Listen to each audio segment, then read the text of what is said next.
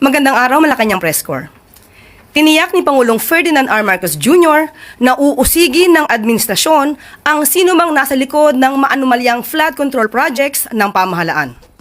Katuparan sa kanyang naging pronouncement sa ika-4 na State of the Nation Address o SONA.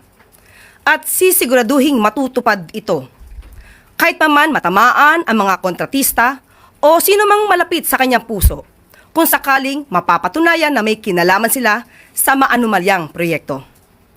Batay sa inisyal na impormasyon mula sa report ng DPWH, lumalabas na mayroong 9,855 flood control projects mula July 2022 hanggang May 2025 na nagkakahalaga ng 545.64 billion pesos. Sa nasabing bilang, 6,021 dito ay may project cost na mahigit 350 billion pesos na walang specific na sinasabi kung anong klase ng flood control structures ang ipinatayo, inayos o nirehabilitate.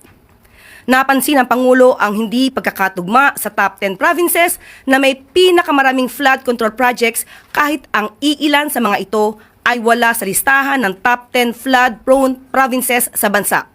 Tulad ng Cebu na may 414 projects, Isabela na may 341, Albay na may 273, Leyte na may 262 at Camarines Sur na may 252. Napansin din ni Pangulong Marcos Jr. na 20% sa total na 545 billion pesos budget ay nai-award sa 15 contractors lamang at 5 sa mga ito ang may projects na halos lahat sa rehiyon ng bansa.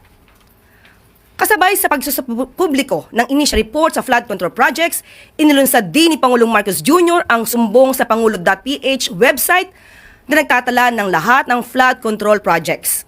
Sa tulong din ng website, maisusumbong ng taumbayan kung alin sa mga flood control projects ang palpak, hindi tinapos at iyong pawang kathang-isip lamang.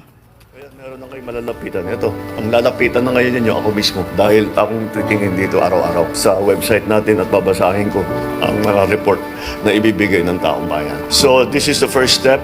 We are going to keep going. I-report sa Pangulo ang mga issue sa flood control projects sa inyong lugar.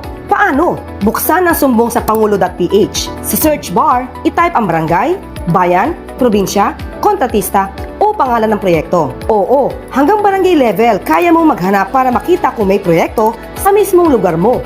Gamitin ng filters, piliin ang rehiyon, DEO, uri ng trabaho at taon, tapos click search. I-click ang proyekto para makita ang gastos, kontratista, lokasyon at petsa ng pagkumpleto. Hanapin din sa interactive map at i-zoom para makita ang lokasyon.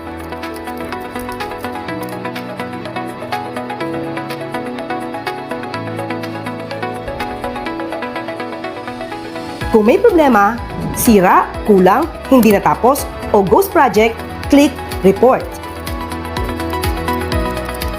Maaari rin mag-upload ng larawan o video bilang pruweba. Maging mapanuri, magulat, bantayan ang pondo ng bayan.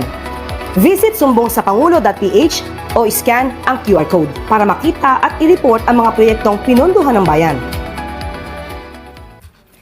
Pinuri naman ng Marcos administration si Pasig City Mayor Vico Sotto na agarang nagpakita ng suporta sa hakbang ng Pangulo na ipaalam sa taumbayan ang mga kontratista na may kinalaman sa mga flood control projects ng bansa.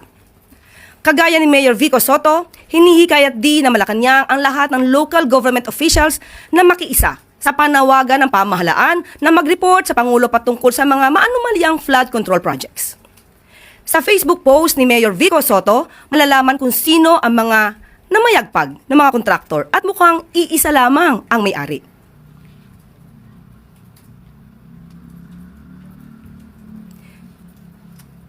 Namayagpag sila noong nakaraang administrasyon hanggang ngayon. Kahit ano pa man ang gamiting pangalan ng inyong kumpanya, ang inyong trabaho ang susuriin at sa trabaho rin ninyo makikita kung may anomalya. Maging mapanuri, mga dating na blacklist, nag-iba lang ng pangalan, at ngayon ay mukhang nakakapagtransak pa muli sa gobyerno. Mahiya naman kayo. Sagisag ito sa kahalagahan ng kolektibong aksyon ng taumbayan at pamahalaan para labanan ang mga salot sa lipunan. Sa hangarin na mabigyang solusyon ang problema sa pagbaha sa bansa, binigyan diin ni Pangulong Ferdinand R. Marcos Jr. ang pagsasaayos sa mga flood control projects sa pamamagitan ng pagbibigay ng dagdag atensyon sa mga ito. Ayon sa Pangulo, inaayos na rin ngayon ng pamahalaan ang mga sistematikong proseso ng pagsalo ng mga basura para hindi na ito makabara sa mga daluyan sa oras na tumaas ang tubig baha. Binigyan din ni Pangulo ang 6 na ongoing flood projects kung saan kasalukuyan nang tinatapos ang construction ng 1.43 kilometer drainage system sa Sumulong Highway. Kahapon ay nagsagawa ng inspeksyon si Pangulong Marcos Jr. sa Pasig Marikina River Channel Improvement Project Phase 4 sa Marikina Bridge Underloop sa Barangay Santo Niño, Marikina City. Layunin ng proyekto na ito na mabawasan ang pagbaha dulot ng pag-apaw ng Pasig at Marikina Rivers. Ito ay proyekto ng DPWH in partnership with the Japan International Cooperation Agency o JICA. Sa isinagawang inspeksyon, pinuri ng Pangulo ang pagiging handa ng lokal na pamahalaan ng Marikina sa pamumuno ni Mayor Marjorie Ann Teodoro dahil kahit na umabot sa third alarm, ang Marikina River ay hindi tuluyang lumubog ang buong lungsod. Malaki rin ang improvement ng flood mitigation efforts ng Marikina. Ibig sabihin ay gumagana ang kanilang flood control system. Hindi man perpekto sapagkat may naiulat pa ring pagbaha, pero malayo na sa dating madalas na eksena ng pagtaas ng tubig sa lungsod. Kagaya ng sinabi ng Pangulo sa kanyang ika-4 na zona, pananagutin ng pamahalaan ang sinumang umabuso sa paggamit ng pondo na para dapat sa flood control projects.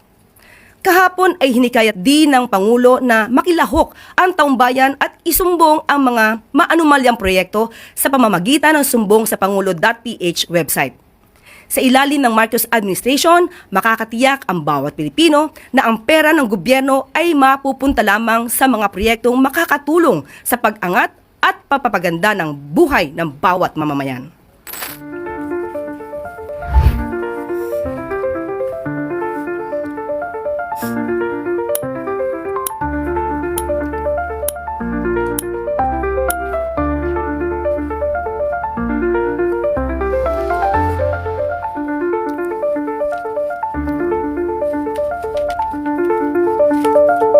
Yusek, good morning.